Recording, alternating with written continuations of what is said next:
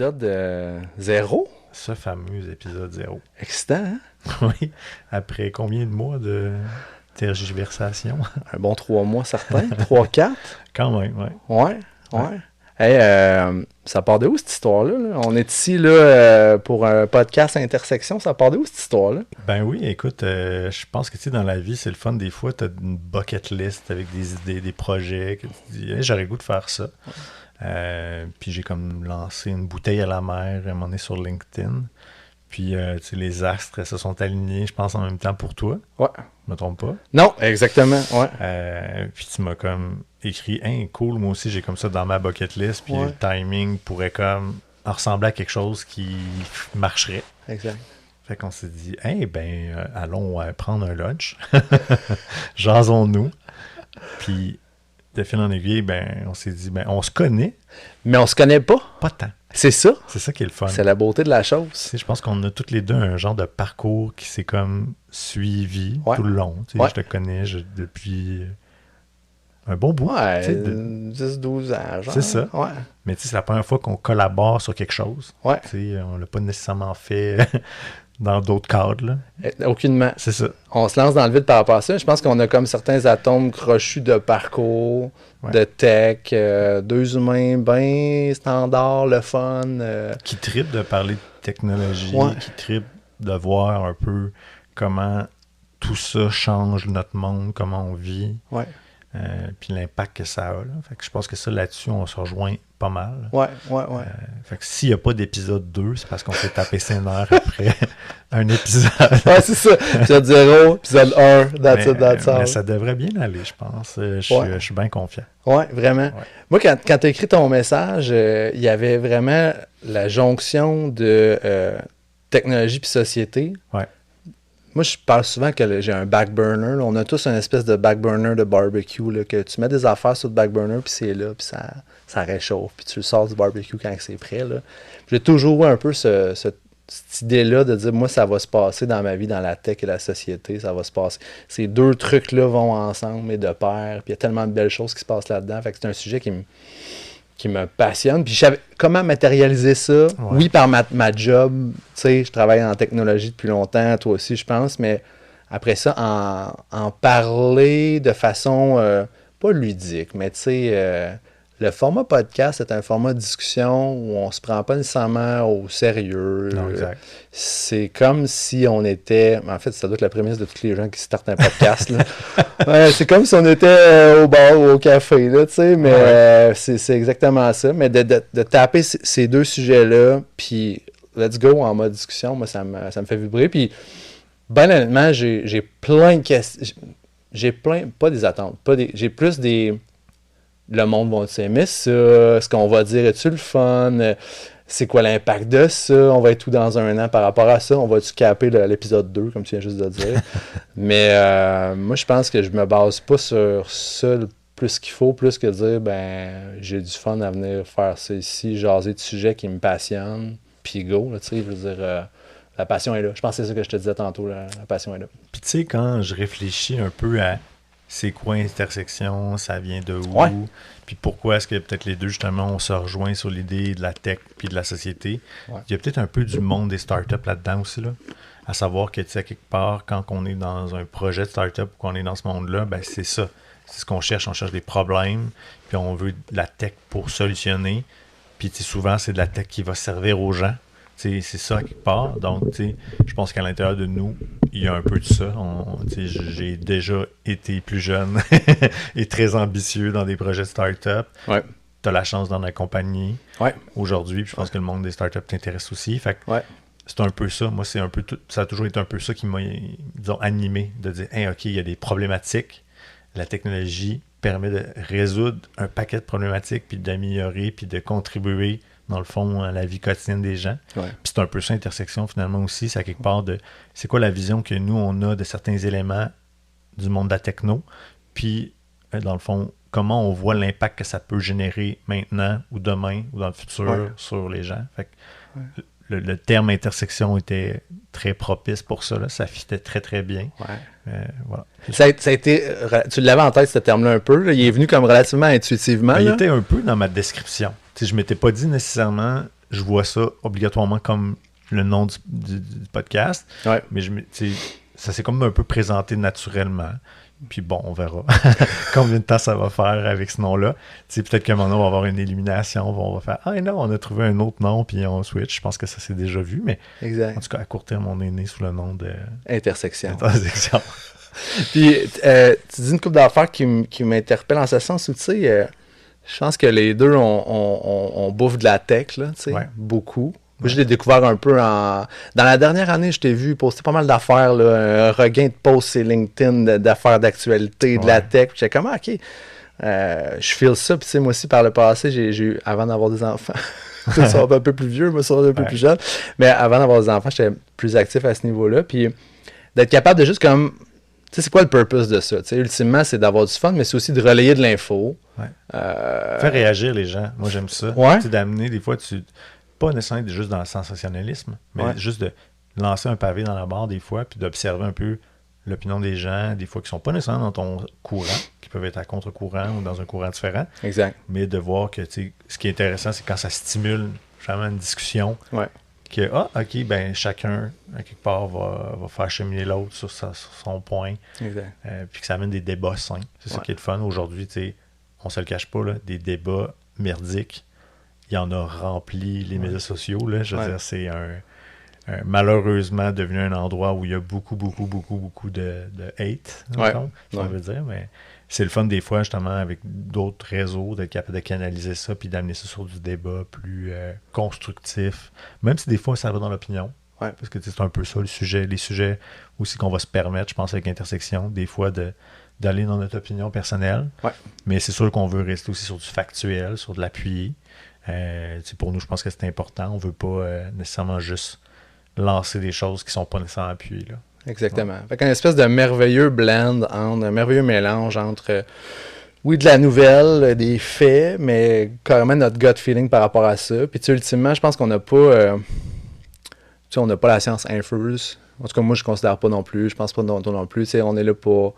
on n'a pas la vérité sur tout ce qu'on va dire. C'est plus notre input de deux gars dans la quarantaine qui ont plus de cheveux.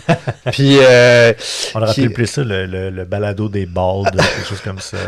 On va brainstormer là-dessus off-cam. mais non, c'est ça. Fait que, puis j'ai dit dans la quarantaine, j'ai 38. Tout ça, moi je le dépasse. 45 bientôt. Là. Exactement, cool. Bref, two old men, bald old men, mais qui, ultimement, c'est ça, on n'a pas toutes les réponses, c'est ça que je veux dire, puis c'est susciter un peu, des réactions un peu, avoir du fun, des invités peut-être un peu, des fois aussi. Des fois, ce sera peut-être pas juste nous autres qui allons jaser. Oui, parce qu'il y a des sujets sur lesquels, inévitablement, au-delà de la recherche que nous, on peut faire, ça peut être le fun de l'approfondir et d'avoir des gens qui sont vraiment experts dans leur créneau. Exact. Je pense que ça peut être pertinent de les amener au micro, puis nous de les questionner, puis de faire ressortir un peu des éléments qu'on cherche. Ouais. Fait que ça, je pense que ça peut être super pertinent de faire. À quelle fréquence, j'en ai aucune idée. On verra au fil des sujets qu'on a envie de couvrir. Exactement. De comment ça se passe et tout. Ouais. Mais clairement, je pense que ça peut être le fun. Ouais. Assurément. Là, on aurait bien du plaisir à cuisiner ou à avoir un expert ou quelqu'un avec qui jaser d'un sujet. Là. Exactement. Cool. Puis là, après ça, si on rentre un peu dans le bucket, pas le bucket, mais disons dans le flow un peu qu'on s'est dit, en termes de durée, on essaye, on a comme objectif peut-être de créer des épisodes qui vont toucher peut-être 2 à 3 sujets, avec peut-être boucler tout ça à l'intérieur d'1 heure dans le meilleur des mondes. Puis c'est ça, quand on dit 2 à 3 sujets, c'est ça, on va voir dans quelle mesure est-ce qu'on s'éparpille ou on s'allonge sur certains sujets. On se laisse le luxe d'improviser là, officiellement. C'est ça. Oui, exactement. Fait que durée, c'est bon. Le but, on l'a dit un peu. Pour qui ça s'adresse, ça? Bonne question. Écoute, on s'est posé la question, puis j'étais comme... On va comme le découvrir. En fait, il y a une part on va le découvrir, il y a une part de, je pense ça prend des gens qui ont... Tu sais, parce que d'un côté du spectre, t'as les fanboys de tech comme nous, on peut l'être, et fangirls, là, tu sais, mais... puis de l'autre côté du spectre, t'as des gens qui vivent leur vie et qui sont pas tech pantoute, puis Dieu sait qu'il y en a plein, là, tu sais, fait que y a-tu un middle ground là-dessus? Est-ce qu'on s'adresse à qui? Je pense à un merveilleux mélange de tout ça, je pense. Je pense que oui. Il n'y a pas une ambition avec une niche précise. Là. Ouais. Justement, le fait de parler de tech, puis de société, puis de toucher des gens qui vont juste être curieux par ce qu'on peut avoir apporté dans cet univers-là, puis dans la vision qu'on a là-dessus. Ouais. J'ai pas nécessairement l'ambition de dire on va parler juste au tech. Ouais. Comme je pense que des fois c'est peut-être plus difficile d'aller chercher naissance juste monsieur dans tout le monde aussi.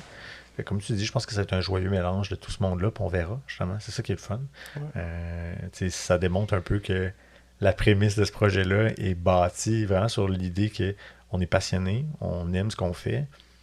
L'idée de trouver un micro pour pouvoir le faire, ben, c'est une expression qui est nouvelle peut-être. En tout cas, j'ai eu la chance de faire un petit peu de radio dans ma vie, mais c'est quelque chose que moi j'apprécie énormément. J'ai découvert ce monde-là, j'ai vraiment été accroché. J'ai fait « c'est le fun, c'est intéressant, c'est un médium qui est vraiment de l'écrit, c'est pas pareil. On publie des trucs, mais là de pouvoir s'exprimer à l'audio, je trouve qu'il y a quelque chose de complètement différent. Je trouve que ça facilite bien des choses. Des fois sur la compréhension, sur l'émotion, sur un paquet de facteurs. Puis en plus de l'audio, là, en plus vous avez nos faces. Exactement. C'est pas beau. Et moi, j'ai comme l'hypothèse qu'on va être capable de trouver notre crowd parmi tout ça. Là. J'ai comme... on va voir comment ça va aller, mais je suis pas inquiète là-dessus. Comme tu vois, là, la chose qu'on a oublié de faire, vas-y, c'est de se mettre un genre de timer visible, juste pour se donner une idée, repère de ça fait combien de temps qu'on record. On n'a aucune idée. Exactement. Ça fait combien de temps? 5 minutes, 10 minutes? Freestyle. Ben comme il faut, mais c'est correct. Tu vois. C'est l'épisode 0. On peut se permettre des petites erreurs. Puis là, encore là, ça sera pas parfait. On va se donner une couple d'épisodes avant de se roder. Puis je pense mise sur j'accepte l'imperfection et je l'embrasse. J'ai aucun problème avec ça. On peut vivre avec ça pour une couple d'épisodes, puis on s'ajuste, comme tu dis. Excellent, parfait. C'est bon. Puis présentation de co-animateur, on l'a fait un petit peu. Peut-être background un peu. Oui, c'est ça, exact. Dans le fond, comment? Parle-moi ça. Ouais. Parle-moi de toi, ça. Salut. Ouais, je vais peut-être même te dire des affaires que tu sais pas de moi, je sais pas. Un petit gars de Shawinigan. Ouais. Trou du diable, For the Win. Même si ça a été vendu à... C'est pas la batte, c'est Molson. La batte. Un des gros joueurs. Un des deux. C'est la batte, ça. La batte. Fait que, on va leur sous-titrer si jamais c'était pas le bon. Exactement. On vient de se créer de la job de plus. Fait que Shawi, j'ai born and raised là-bas. Donc, j'ai étudié en informatique à Shawinigan, au cégep de Shawinigan, pour devenir programmeur de formation. Puis on est au tournant des années 2000. Puis dans ce temps-là, il n'y a pas 18 métiers. C'est comme tu es programmeur ou tu es peut-être chargé de projet ou tu deviens directeur. T'sais.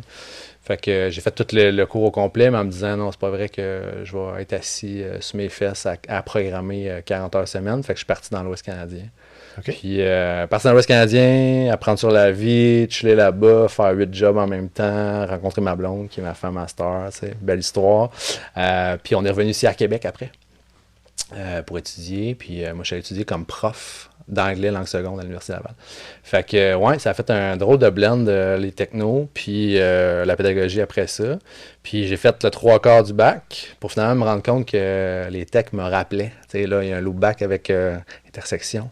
Fait que, tu sais, le web startait en plein essor, on est en 2008, 2009. Le web est en plein essor, les apps commencent à popper, les iPhones sont là. Là, je fais comme, OK, il y a plusieurs autres métiers que juste programmer. Oui, c'est là, mais il y a plein d'autres spécialistes UX, UI, il y a plein de corps de métier qui existent. Fait que je dis, là, je retourne là-dedans à pieds joints, il y a trop de fun à se faire.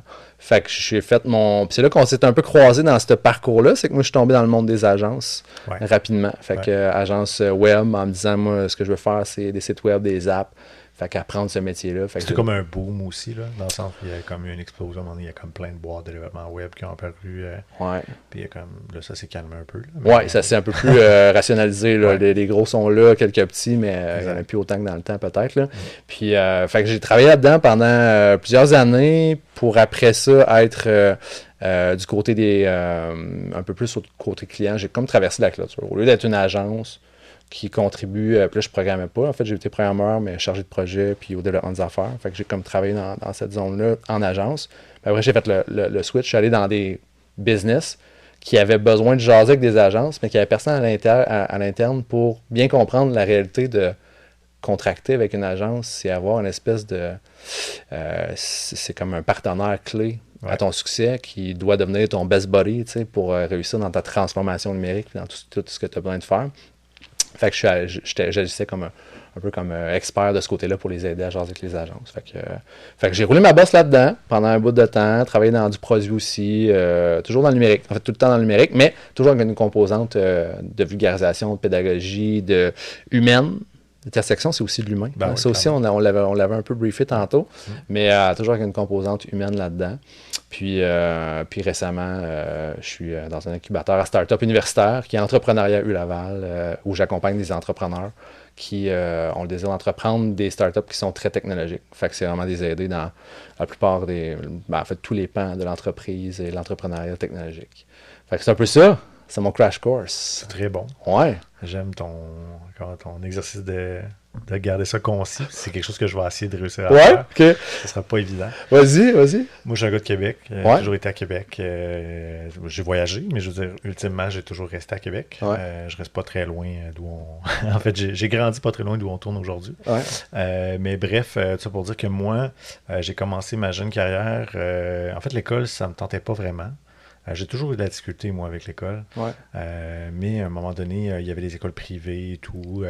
Je me suis tenté pour devenir administrateur réseau. Parce que l'informatique en général, ça m'a intéressé dans mon très jeune âge. Là. J'avais 13 ans, je me souviens, mes grands-parents m'avaient acheté mon premier ordinateur, BBS, jadis. Je savais même pas c'est quoi. Exact. Tu vois, t'es dans la quarantaine, moi je suis encore dans la trentaine. C'est ça. Avant, justement, là, qu'on tombe vraiment plus là, sur le web avec des 2400 bautes. Fait que ça traduit mon âge. Ouais. Mais bref, vraiment trippé sur la tech. Là, j'étais plus au niveau hardware, vraiment, si on peut dire. Là, vraiment. Administrateur réseau, tu sais, t'es très dans du matériel, des wires. Là, Donc, j'ai commencé une formation d'administrateur réseau et à travers cette formation-là, j'ai découvert Internet. J'ai comme découvert la programmation. J'ai fait, oh, OK, ça c'est intéressant. Il y a de l'avenir là-dedans, puis ça me parle. Ouais. Puis de toute façon, je pochais tous mes examens théoriques d'administrateur réseau. J'étais très bon dans le technique, mais j'étais un petit peu trop lâche. Fait que quand c'était le temps de faire les examens théoriques, ça allait pas. Tout ça pour dire qu'après, j'ai abandonné ce cours-là. Je me suis lancé dans un autre institut privé qui était pour devenir webmaster. Webmaster. Ouais, webmaster. Ce qui est un peu, je pense, aujourd'hui l'équivalent du développeur front-end. J'allais dire, c'est un terme qu'on voit plus, là, mais ouais. Aujourd'hui, je regarde un peu, là, les front-end maintenant sont plus techniques encore. En mon temps, c'est un peu ça. Même si, ultimement, moi, comme webmaster, après ça, j'ai travaillé dans les agences et dans ma première agence où je faisais tout, là, du design, de l'interface, à programmer, à connecter tout ça dans les bases de données, etc. Pour me rendre compte après 2 ans et demi que c'était pas pour moi. J'étais vraiment un gars de création. J'aimais la création, j'aimais les projets diversifiés. Moi, dans la vie, je suis un gars qui aime bien partir des choses. Non. Ouais. Mais il y a un certain moment donné où si c'est trop routinier, ben ça me fatigue puis ça perd de l'intérêt. Ouais. Ce qui fait que dans ma carrière, justement, j'ai passé dans plein de boîtes, j'ai développé plein de projets, j'ai travaillé sur plein de trucs. J'ai eu des postes, justement, un peu plus, comme tu dis, direction, charge de projet, direction de produit, où il y a de la création, mais il y a une très grande part de gestion après qui vient. Puis après un certain temps, j'ai fini par être honnête envers moi-même puis réaliser que c'était clairement pas fait pour moi. C'est pas toujours facile d'être honnête envers soi-même parce que t'es comme, hey, là, j'entreprends des affaires, puis là, je commence des jobs ou je commence des études, puis là, j'ai investi 4 ans de ma vie, je suis rendu aux 3 quarts, puis là, t'abandonnes. Puis moi, j'ai vécu à un moment donné dans ma carrière une genre de fatigue du milieu, là, dans le sens où j'ai comme passé un bon nombre de boîtes. Puis je me retrouvais pas. J'ai essayé de me partir des trucs avec des mauvais timings, trop éparpillé dans plein d'affaires.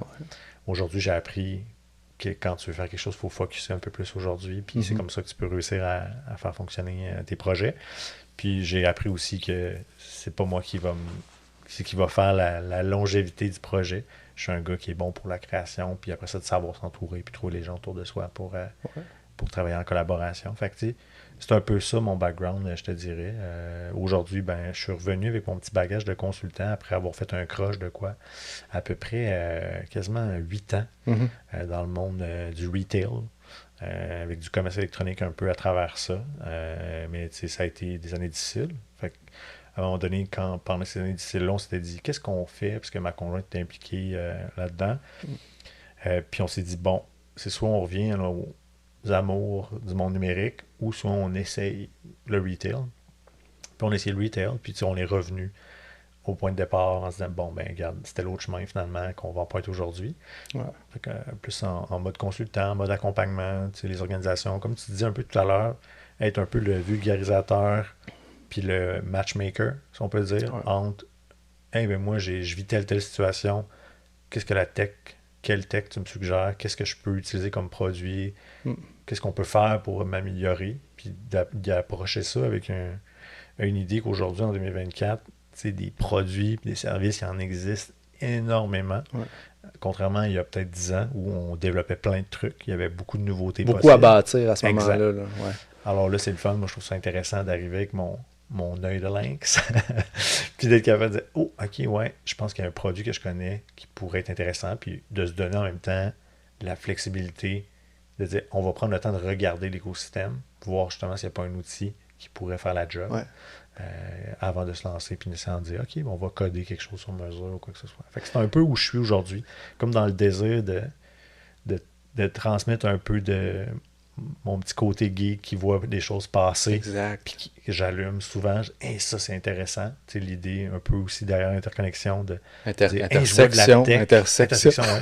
On va s'y faire derrière l'intersection, de voir de la tech puis de penser mais ça, c'est quoi l'impact que ça va avoir sur l'humain? Ouais. Aujourd'hui ou demain. Donc, je le fais, mais à l'échelle plus d'entreprise aussi maintenant. Là, fait que ça, je trouve ça intéressant. Je bounce back un peu sur un truc que tu as dit. Tu sais, moi, je te checkais aller. Là, je te voyais bien aller sur LinkedIn. Là, puis tes parcours, puis tes affaires, tu startais. Puis là, je fais un parallèle avec, mettons, mon père qui a travaillé 30 ans dans une usine à Shawi, l'Alcan.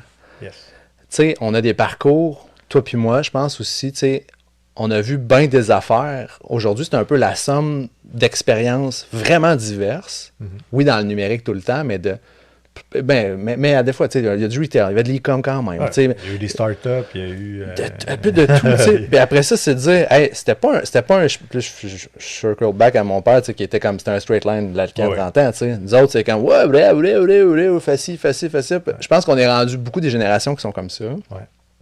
Mais ça donne quand même une richesse au background qu'on a su acquérir. Puis après ça, ben, je pense qu'il n'y a pas ce sentiment de dire, ben, moi, je pense que quand il y a quelque chose qui se présente ou quelqu'un vit une problématique, je te dis l'œil de lynx, ben, c'est un peu la somme de cette espèce d'expérience-là qui est capable d'avoir une valeur ajoutée pour les gens autour de nous autres. Là. Autant professionnellement puis faire de l'argent que ça, que plaisir ici, puis juste en parler. Tu sais. Ah non, absolument. Tu touches un super bon point. Là. Clairement, je pense que on a la chance un peu d'avoir évolué dans une période où c'était comme il y avait plein de possibilités, là, c'est-à-dire que tout était là.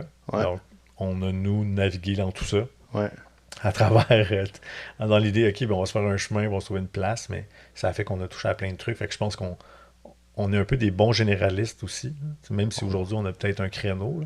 Là. Le fait d'être un bon généraliste, je pense que c'est un méchant bel avantage. Ouais. D'être capable d'apporter un petit peu de connaissances sur plusieurs facettes de notre métier. Là. Fait que... Là, j'ouvre une petite boîte, là. Je nous permets ça, là. Être un généraliste, moi, j'ai souvent eu cette réflexion-là. Avec, OK, tu as le généraliste, puis tu as l'expert dans son domaine. T'as-tu déjà eu, pas le regret, mais je cherche une expression, le sentiment d'imposteur, de pas être, ben pas imposteur, mais tu sais, être pas content d'être un expert, puis juste dire, je ne suis qu'un généraliste. Moi, je suis déjà passé par ce mindset-là. Puis ultimement, après coup, après sagesse du temps, je suis comme, God damn, il y a de la valeur en salle à être généraliste aussi. Là. Ouais, je suis encore dans la dualité, moi. Ouais. Dans le sens où il y a des matins où je peux me lever, puis faire comme, j'ai l'impression que là, ce que je suis en train de faire, c'est vraiment pas pour moi.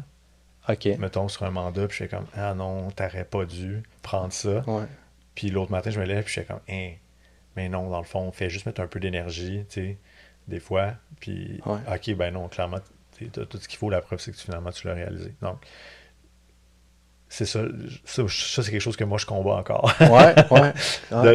D'accepter mon statut de généraliste à part entière. Tu sais, puis le côté un peu entrepreneur aussi, là, tu sais, c'est un peu ça, hein, des fois...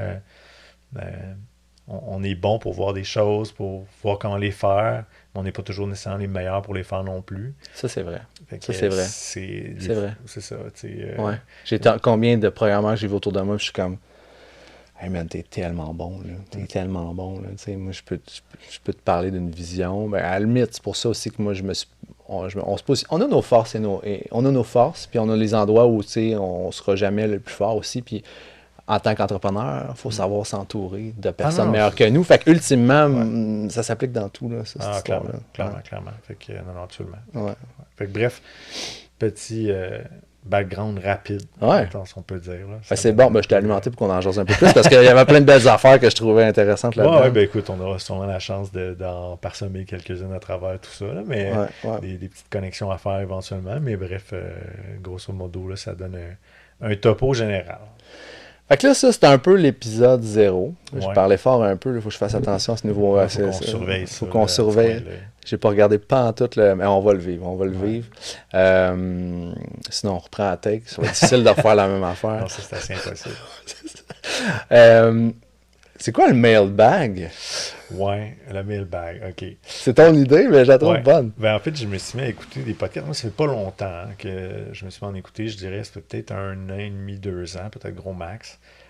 J'ai commencé ça dans la voiture pour alimenter le trafic.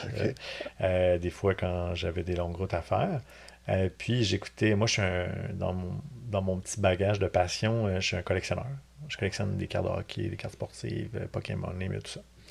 J'ai mis la main là-dedans, justement, il y a à peu près 3 ans. Donc, depuis ce temps-là, je suis bien accroché la main, le bras entier.